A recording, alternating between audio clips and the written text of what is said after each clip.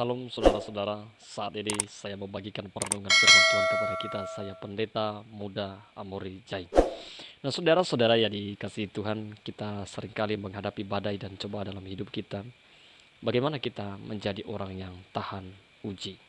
Saudara yang dikasihi Tuhan, seringkali ketika kita menghadapi cobaan dalam hidup kita ini susah untuk dilewati dan membuat kita stres dan akhirnya berlarut-larut dalam sebuah masalah kehidupan yang tidak bisa lagi dipecahkan lagi dan tidak ada solusi sama sekali menurut kita.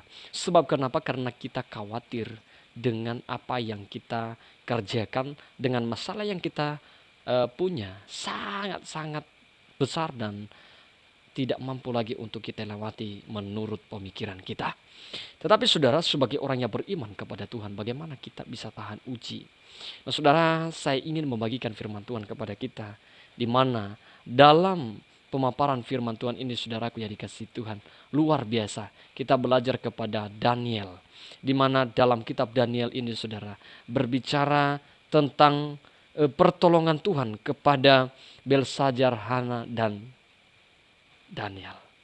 Tuhan pakai mereka menjadi orang yang memuliakan Tuhan dan menunjukkan juga kasih karunia Allah, menunjukkan kemurahan Tuhan dalam kehidupan mereka. Mereka menjadi terang di tengah-tengah kerajaan yang bukan orang yang percaya kepada Tuhan. Mereka percaya kepada dewa. Tetapi Daniel, mereka menjadi orang yang taat kepada Tuhan. Saudara, kita akan mendengarkan firman Tuhan ini. Saya akan membagikan kepada kita di dalam Daniel 6 sampai ayatnya yang ke-12. Mari kita baca bersama-sama saudara. Di antara mereka itu ada juga beberapa orang Yehuda, yakni Daniel, Hanaya, Misael, dan Azaria. Pemimpin pegawai istana itu memberi nama lain kepada mereka. Daniel dinamainya Belshazzar, Hanaya dinamainya Sandra, Misael dinamainya Abednego. Daniel berketetapan untuk tidak menajiskan dirinya dengan santapan raja dan dengan anggur yang biasa diminum raja. Dimintakannya lah kepada pemimpin pegawai istana itu supaya ia tak usah menajiskan dirinya. Maka Allah mengaruniakan kepada Daniel kasih dan sayang dari pemimpin pegawai istana itu. Tetapi berkatalah pemimpin pegawai istana itu kepada Daniel, "Aku takut kalau tuanku raja yang telah menetapkan makanan dan minuman berpendapat bahwa kamu kelihatan kurang sehat daripada orang-orang muda lain yang sebaya dengan kamu, sehingga karena kamu aku dianggap bersalah oleh raja." Kemudian berkatalah Daniel kepada penjenengan yang telah diangkat oleh pemimpin pegawai istana untuk mengawasi Daniel, Hanaya, Misael, dan Azaria, "Adakah percobaan dengan hamba-hambamu ini selama 10 hari, dan biarlah kami diberikan sayur untuk dimakan dan air untuk diminum. Sesudah itu dibandingkanlah perawakan kami dengan perawakan orang-orang muda yang makan dari santapan raja. Kemudian perlakukanlah hamba-hambamu ini sesuai dengan pendapatmu." Didengarkannya lah permintaan mereka itu, lalu diadakan percobaan dengan mereka selama 10 hari. Setelah lewat 10 hari, ternyata perawakan mereka lebih baik dan mereka kelihatan lebih gemuk daripada semua orang muda yang telah makan dari santapan raja. Nah saudara-saudara, kita belajar dari Daniel ya. Kita belajar kepada Daniel, Hanaya, Misael, dan Azaria. Mereka menjadi terang. Mereka tahan uji, saudara-saudara. Mereka tidak goyah dengan iman mereka. Mereka tetap mempertahankan iman mereka meskipun mereka di tengah-tengah kerajaan yang tidak menyembah kepada Tuhan, tetapi mereka mempertahankan iman mereka. Saya sampaikan tadi bahwa tema kita adalah tahan uji. Bagaimana kita tahan uji, saudara? Jika ketika kita menghadapi goncangan sedikit saja, kita akhirnya putus asa. Seringkali saudara putus asa, bukan? Ketika engkau menghadapi berbagai goncangan hidupmu, engkau putus asa. Engkau menganggap bahwa masalahmu begitu besar. Engkau tidak mampu melewatinya. Ingat bahwa setiap masalah yang kita lalui itu, saudara, adalah pencobaan yang Tuhan izinkan terjadi dalam hidup kita untuk mendewasakan iman kita dan membuat kita bertumbuh di dalam iman itu sendiri. Nah saudara ya dikasihi Tuhan, kita melihat cerita daripada Daniel.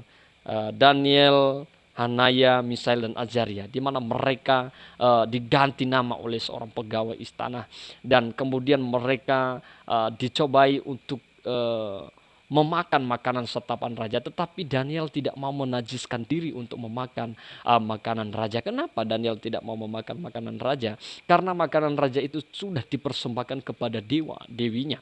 Nah, saudara ya dikasih Tuhan, di sini kita melihat Daniel punya komitmen dan dia selalu konsisten bahwa dia hanya menyembah kepada Allahnya itu sendiri. Nah, saudara ya dikasih Tuhan, begitu juga kita sebagai orang Kristen. Bagaimana kita menjadi seorang Daniel yang tahan uji terhadap tantangan yang dihadapi. Kita tahu bahwa tantangan yang dihadapi oleh Daniel ini adalah tantangan yang luar biasa, dan hukumannya adalah kematian. Di mana ketika raja melakukan mendengarkan perilaku daripada Daniel, maka ia akan memegal kepala Daniel. Maka dia akan menghukum mati Daniel. Nah, saudara yang dikasih Tuhan, kita melihat di sini Daniel tidak mau menajiskan dirinya, dan dia tidak mau makan dan minum anggur dari santapan raja. Dia hanya ingin makan dari sayur-sayur saja, lalu kemudian dengan air minum saja. Dan setelah mereka makan sayur dan minum saja, saudara-saudara yang dikasih Tuhan, apa yang terjadi? Apakah Daniel kurus? Tidak. Tetapi Daniel dibandingkan daripada yang sebaya dengan mereka lebih baik, mereka lebih gemuk daripada yang makan dari santapan raja. Nah, saudara yang dikasih Tuhan, ketika juga mereka diuji dengan kepintaran, mereka 10 kali lebih bijak, lebih pintar daripada orang-orang yang sebaya dengan mereka, dengan orang-orang yang bijaksana di dalam istana itu, saudara. Akhirnya mereka menjadi kepercayaan Raja Nebukadnezar.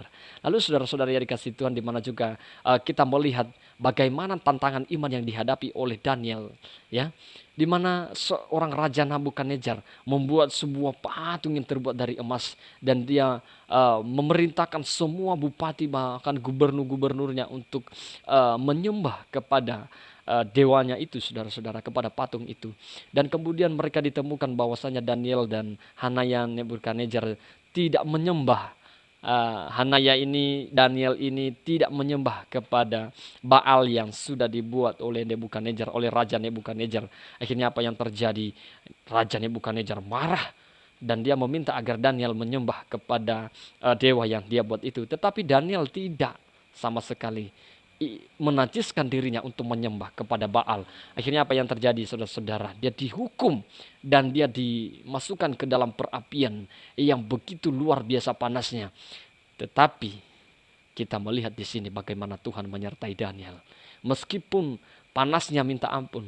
Bahkan kalau kita melihat ceritanya itu, saudara-saudara, di mana Nebukadnezar memerintahkan tentaranya untuk mengikat Daniel.